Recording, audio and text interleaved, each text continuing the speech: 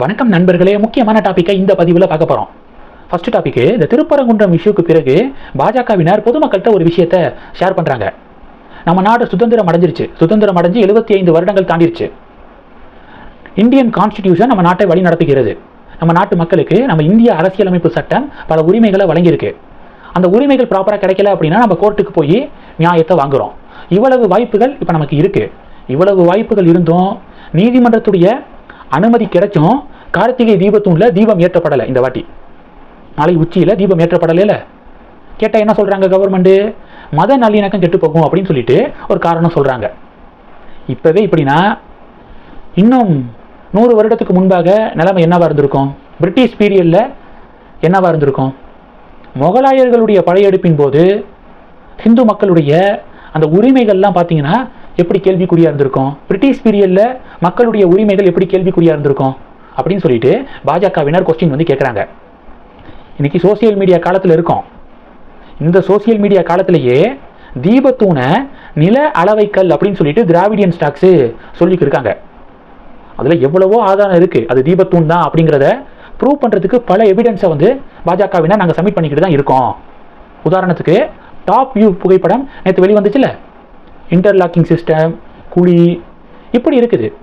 எந்த சர்வே கல்லில் interlocking system, குழி மேல்புறத்தில் இருந்திருக்கு? அந்த தீபத்தூனுடைய ஃப்ரண்ட் வியூவில் பார்த்தீங்கன்னா ஹனுமானுடைய உருவம் பார்த்தீங்கன்னா தெரியுது. இவ்வளவு விஷயங்கள் இருக்குது. 3 அடுக்கு பீடத்தில் வச்சுருக்காங்க. எந்த ஊர்லேயும் சர்வே கல் 10 அடியெல்லாம் இருக்கவே இருக்காது. ஆனால் இது 10 அடி இருக்குது.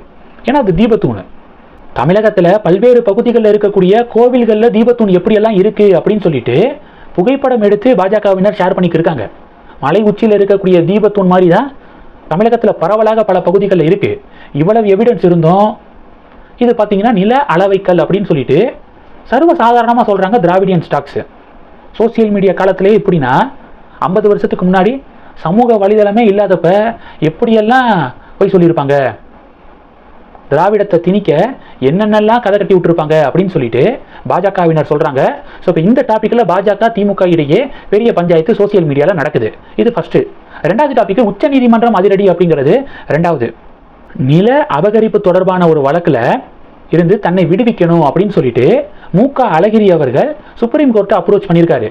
சென்னை உயர்நீதிமன்றத்துடைய ஹைகோர்ட்டுடைய தீர்ப்புக்கு எதிராக மேல்முறையீடு பண்ணியிருக்காரு சுப்ரீம் கோர்ட்டில்.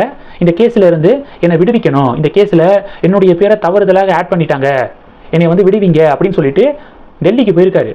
சுப்ரீம் கோர்ட் என்ன பண்ணியிருக்காங்க அப்படின்னா இந்த நில அபகரிப்பு வழக்கிலிருந்து மு.க. அழகிரி அவர்களை விடுவிக்க மறுப்பு தெரிவிச்சிருக்காங்க அப்படிங்கிறத பார்க்குறோம். இது மு.க. அழகிரி அவர்களுக்கு பெரும் பின்னடைவாக பார்க்கப்படுது. இது 2. மூணாவது டாபிக் என்ன பார்க்க போகிறோம்? அண்ணாமலை அவர்கள் கொஞ்சம் நேரத்துக்கு முன்னாடி சமூக வலைதளத்தில் ஒரு பதிவை போட்டிருக்காரு.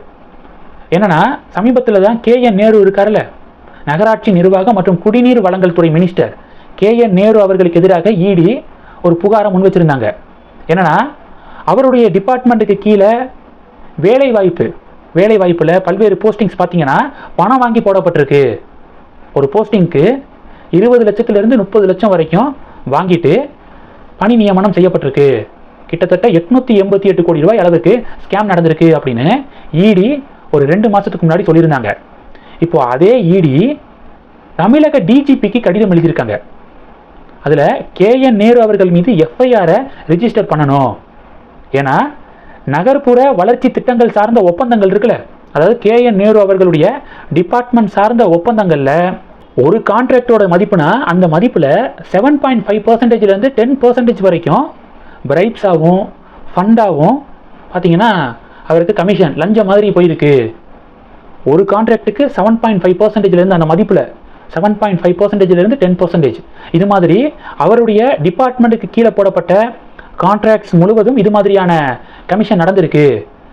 டோட்டலாக கூட்டி கழித்து பார்த்தீங்கன்னா 1020 கோடி ரூபாய் அளவுக்கு இதில் முறைகேடு நடந்திருக்கு அப்படின்னு சொல்லிட்டு இடி இப்போது 252 பக்கங்கள் கொண்ட டாக்குமெண்ட்டை இப்போ தமிழ்நாடு டிஜிபிக்கு அனுப்பி FIR ரெஜிஸ்டர் பண்ணணும் KN நேருவுக்கு எதிராக அப்படின்னு இடி ஒரு பரபரப்பான ஒரு விஷயத்தை பண்ணியிருக்காங்க. ஸோ இப்போ இதை அண்ணாமலை ஷேர் பண்ணி 2 மாதத்துக்கு முன்னாடி பணி நியமனத்தில் முறைகேடு அப்படின்னு சொல்லிட்டு ஒரு புகாரை இடி முன் வச்சுருந்தாங்க.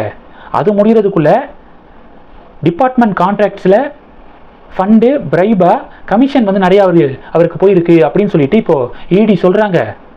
இதெல்லாம் பார்த்துட்டு முதல்வர் வந்து ஏன் அமைதியாக இருக்காரு, ஏன் ஆக்ஷன் எடுக்க மாட்டுறாரு அப்படின்னு சொல்லிட்டு அண்ணாமலை கொஞ்சம் நேரத்துக்கு முன்னாடி பதிவு போட இதெல்லாம் ஒரு பெரிய பரபரப்பை ஏற்படுத்தியிருக்கு. பாஜகவினர் என்ன சொல்கிறாங்கன்னா, இந்த விவகாரத்தெல்லாம் மூடி மறைக்கிறதுக்காக தான் இந்த திருப்பரங்குன்றம் விவகாரத்தை திமுக பெருசுப்படுத்துனுச்சா, பாஜக ஹிந்து முன்னணி கலவரத்தை தூண்ட பார்க்குறாங்க அப்படின்னு சொல்லிட்டு ஒரு பக்கம் இப்படி மக்கள்கிட்ட வந்து இது மாதிரியான செய்திகளை திணிச்சு, இன்னொரு பக்கம் இதை வந்து மூடி மறைச்சிக்கிட்டு இருக்காங்க அப்படின்னு சொல்லிட்டு பாஜகவினர் சொல்ல இது ஒரு பெரிய பஞ்சாயத்தாக மாறி இருக்கு. இந்த டாபிக்ஸை பற்றி உங்களுடைய பார்வைகளை மறக்காமல் கமெண்ட் பண்ணுங்கள். தொடர்ந்து கனெக்டில் இருங்க. அடுத்தடுத்து நிறையா பதிவுகளை பார்க்க போகிறோம். நன்றி. ஜெய் ஹிந்த்.